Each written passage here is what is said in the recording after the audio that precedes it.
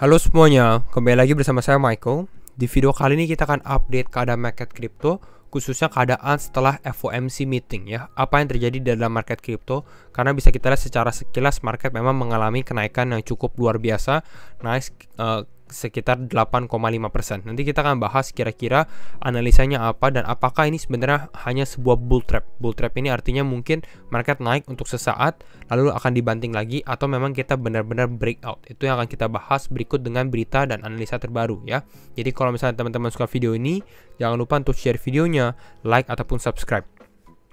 Untuk kita update, kita bisa lihat Bitcoin naik sekitar 9,96%, lalu Ethereum naik sekitar 14,35%. Jadi ini Ethereum bisa dibilang mengalami kenaikan yang signifikan sekali ya. Kita lihat selama 24 jam terakhir sebenarnya banyak altcoin yang naik ya. Kita bisa lihat Lido naik 48%, Synthetic naik 30, hampir 39%, Uniswap naik 35%. Jadi kenaikannya memang sangat-sangat signifikan ya. Ini bukan kenaikan yang biasa. Rata-rata mungkin altcoin beberapa naik sekitar belasan persen. Kita bisa scroll ke bawah, banyak yang naik sekitar belasan persen ya. Apakah ada yang mengalami penurunan? Ini juga cukup menarik ya. Kita lihat di sini nggak ada ya. Rata-rata naik. Kita bisa lihat bahkan Tether, USDC ini hanya stablecoin yang mengalami penurunan ya. Kita cek Fear and Greed. Kalau Fear and Greed ini di level 32, jadi bisa dibilang market masih di dalam elemen fear gitu ya. Dan kembali lagi, mungkin kalau teman-teman lihat ini market lagi naik, banyak yang FOMO gitu ya, fear of missing out, pengen masuk, pengen mengambil kesempatan untuk membeli gitu ya, karena dia udah naik. Tapi kembali lagi saya ingatkan, tetap harus sabar karena kalau misalnya mau beli lebih baik di saat dia retest atau kita menunggu benar-benar apakah dia breakout atau tidak gitu ya, karena ini baru aja setelah dari event FOMC gitu. Jadi mungkin market masih sedikit volatilitasnya akan cukup tinggi yang kita bahas di minggu kemarin. Hasil FOMC bagaimana? Teman-teman mungkin bertanya. Dimana kalau kita bisa lihat Fed hikes ya, Federal Reserve ini mengambil keputusan untuk menaikkan basis point suku bunga senilai 75 basis point ya, kedua kalinya. Sebenarnya 75 ini bukan sesuatu yang positif gitu ya, bukan sesuatu yang positif yang bisa membuat market naik gitu ya. Mungkin kalau 25 atau 50 basis point lebih kecil lebih bagus gitu ya. Dan kenapa 75 basis point ini market masih bisa naik? Karena mungkin beberapa dari orang menganalisa ada potensi yang dinamakan kenaikan 100 basis point gitu ya. Jadi ini kasus ekstrim ya. Jadi kalau kita lihat 100 dibandingkan 75 lebih baik ya. Semakin kecil sebenarnya semakin baik. Nah, tapi kita bisa lihat dari sini sebenarnya ya, walaupun kita naik 75 basis point, ini adalah back to back increase yang paling besar ya sejak dari awal 1980 gitu ya. Lalu di sini si Jerome Powell juga membahas dia bakal memperpelan rate hikes at some point. Jadi rate hikesnya mungkin dari 75 mungkin bakal ke 50 atau ke 25 karena sudah cukup agresif dalam beberapa bulan terakhir gitu. Ini kalau kata si Jerome Powell pada saat dia pidato juga.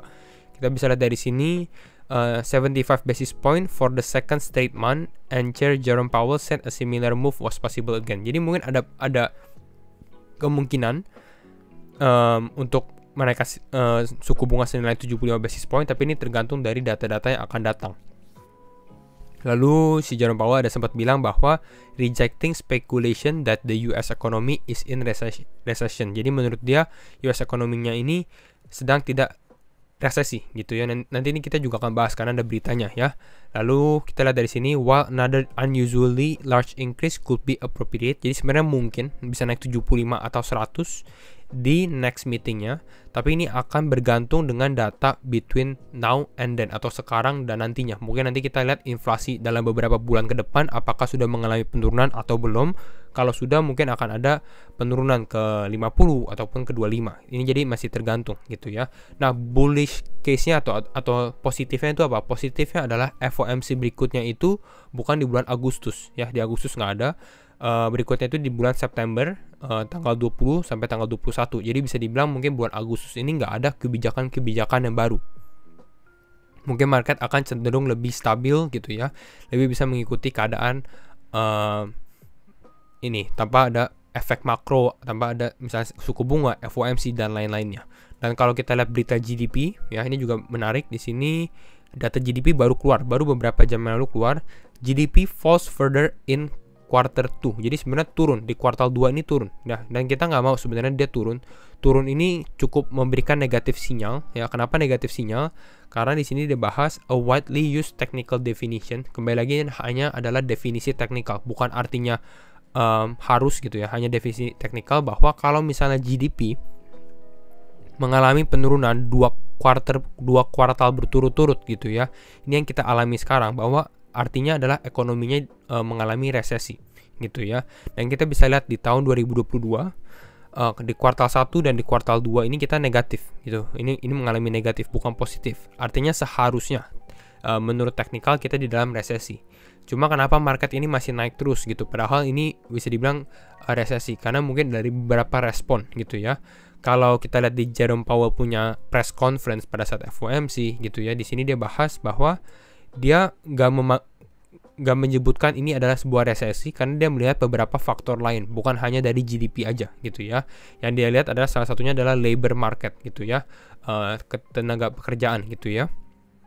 Dan bahwa memang mereka show indikasi bahwa positif gitu ya, dan indikasinya adalah strong economy. Mungkin dilihat dari sisi itu, tapi kalau kita dari sisi GDP memang cukup negatif gitu ya. Lalu dia juga bahas, I do not think the US is currently in a recession and the reason is there are too many areas of the economy that are performing too well gitu. Jadi ada beberapa area ekonomi yang lain yang bagus gitu ya. Jadi dia menolak gitu ya. Mungkin kalau misalnya si Jerome Powell ini sedikit lebih hawkish atau dilihat wah sepertinya ekonomi ini negatif dan lain-lain, itu mungkin market cenderung akan lebih mengalami koreksi karena dia udah melihat wah ini akan cukup negatif gitu ya. Tapi Jerome Powell memilih untuk mengambil tone atau nada yang lebih positif untuk outlook ekonomi gitu ya ke depannya, khususnya untuk ekonomi Amerika sebenarnya.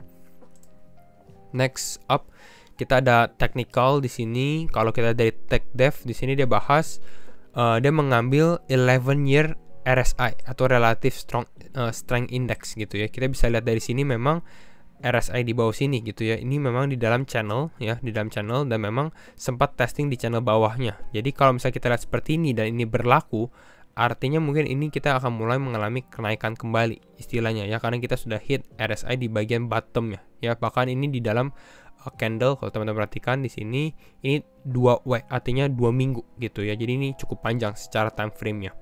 Cukup bagus, tapi bukan berarti kita akan langsung naik ke atas, pasti akan ada fluktuatif selanjutnya. Itu untuk makronya, untuk Bitcoin juga. Selanjutnya kita akan bahas sedikit dengan altcoin ya. Altcoin ada beberapa berita besar, tapi kita bahas dulu salah satunya dulu gitu ya. Yang akan kita bahas ini Oasis Foundation. Oasis mungkin teman-teman sudah familiar, sempat kita bahas gitu ya. Oasis ini adalah Rose ya, Oasis Network atau Rose, ranking 102 ya. Sebenarnya kripto masih cukup kecil, dan ini sempat kita analisa juga, teman-teman bisa cek di video gitu, udah lama, beberapa bulan yang lalu.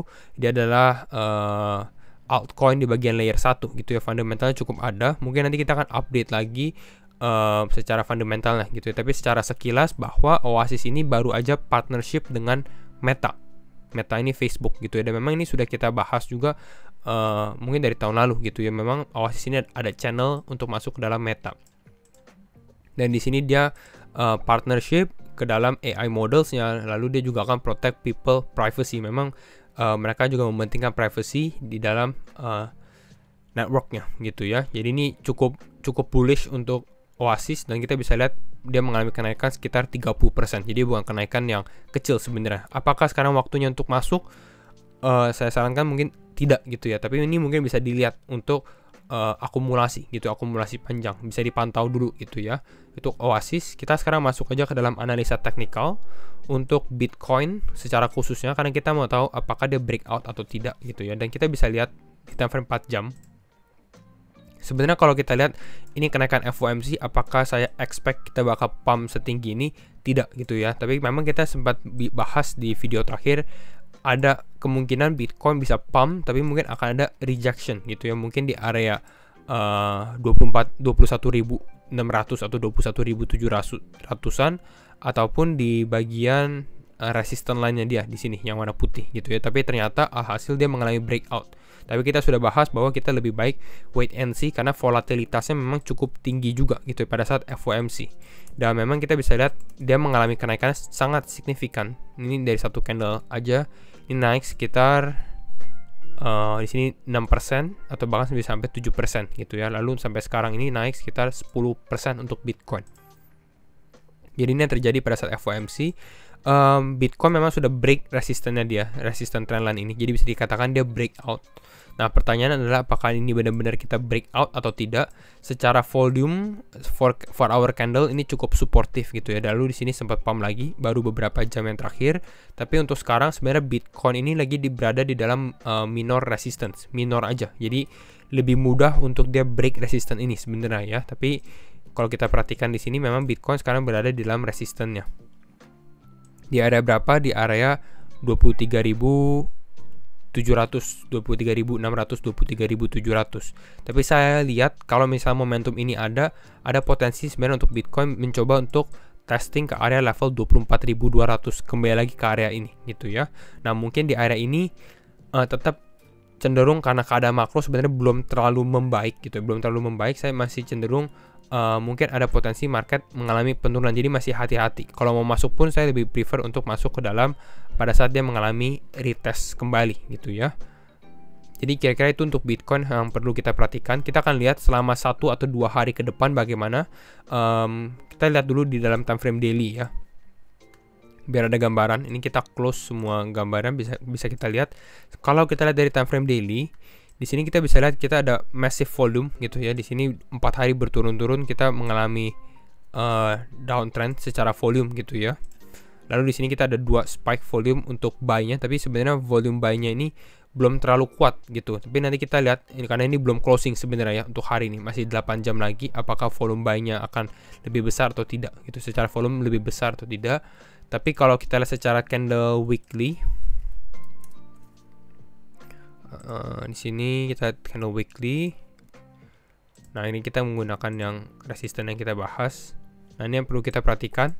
Di sini memang kalau kita lihat bahwa candle weekly-nya untuk minggu ini Bitcoin masih berhasil breakout gitu ya. Tapi kembali lagi kita masih menunggu konfirmasi. Konfirmasinya itu di dalam candle mingguan di moving average 200-nya ya. Yang perlu diperhatikan bahwa minggu lalu sebenarnya Bitcoin ini mengalami pelemahan, bukan pelemahan, tapi closingnya sebenarnya tidak terlalu kuat, lemah gitu penurunan closingnya karena di bawah garis moving average 200-nya. Sekarang ini memang lagi naik, tapi yang pentingnya adalah pada saat closingnya. Jadi mungkin weekend Jumat, Sabtu, Minggu depan ini akan menjadi penentuan apakah benar-benar kita bisa closing di area ini atau malah kita di sini hanya cuma naik pump sementara seperti kemarin, tes ke 24.200 lalu mengalami penurunan, lebih ada rejection lagi istilahnya ya. Kalau kita mengalami seperti itu 2 minggu berturut-turut, saya rasa mungkin ada potensi kita akan dump atau ada penurunan yang cukup besar gitu ya, karena di sini banyak orang yang cukup mau mendorong Bitcoin untuk breakout, tapi kalau ternyata dia kembali turun ke bawah lagi, artinya masih ada penurunan lanjutan kalau kita bisa lihat dari secara time frame mingguannya. Ya, tapi ini kenaikan Bitcoin cukup disupport sebenarnya. Ini bentar lagi kita lihat di sini Bitcoin mungkin tes ke area 24.000, disupport oleh DXY. Ya, kita kalau lihat dari sini kemarin kita lihat DXY-nya, DXY di sini sempat bounce, tapi kita kalau lihat untuk sekarang DXY di sini sudah mulai breakdown nih. Kita lihat ya, DXY ini udah mulai breakdown dari trennya dia. Nah, ini kita lihat dalam beberapa hari ke depan bagaimana, apakah dia benar-benar breakdown atau tidak. Karena kalau DXY breakdown dan mulai mengalami penurunan, mungkin malah Bitcoin benar-benar mengalami breakout gitu pada saat US dollarnya ini mengalami pelemahan. Mungkin karena GDP-nya mengalami penurunan. Ya, ini penting juga. Selanjutnya, grafik yang cukup tepat kita analisa gitu ya. Dan ini bisa menentukan ke arah market, itu adalah USDT dominance.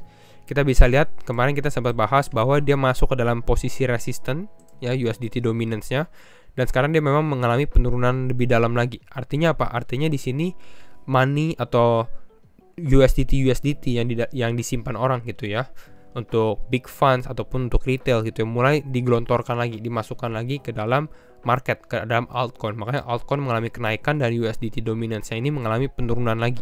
Jadi banyak yang mengalami kenaikan gitu ya. Next supportnya di berapa? Karena ini cukup penting ya, dan ini cukup menentukan ya, mungkin bisa ke area level 5,84 sampai 5,89 sebenarnya ya. Ini level support yang kuat juga untuk USDT dominance. Jadi kira-kira itu dulu untuk update market crypto hari ini ya, dimana market memang mengalami breakout, tapi tetap harus hati-hati, jangan FOMO gitu ya, kita ingatkan. And itu saja video dari saya. Kembali lagi, disclaimer on and do your own research, and see you in the next video. Bye bye.